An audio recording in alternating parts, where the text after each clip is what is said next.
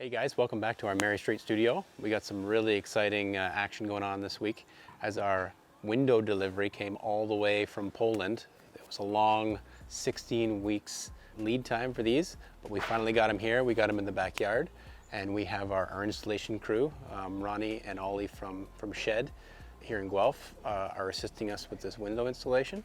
So as you can see behind me, we have a small spider crane to lift these massive units. These are triple pane, solid wood, aluminum clad windows. Again, all the way overseas from Poland. Very high performance windows, really beautiful units as well. So we're gonna be craning these in place today. We can also take a quick look inside, look at some of the really detailed installation process that we have going on with all the tapes and membranes and wraps. So let's pop inside and take a closer look. All right, guys, let's take a closer look at this door installation. So again, this is a vetted door. This is a 3/4 glass. So the way that the guys from Shed have prepped this, first is well, first of all, these are all ProClima products. We use 475 building supply, which is phenomenal for high performance building. So what we've started with at the bottom is the ExtoSeal. So this is a flexible stretch tape. It's a single piece that wraps underneath the sill, up the sides of the jamb, and then can stretch around just to protect this particular wall to floor junction.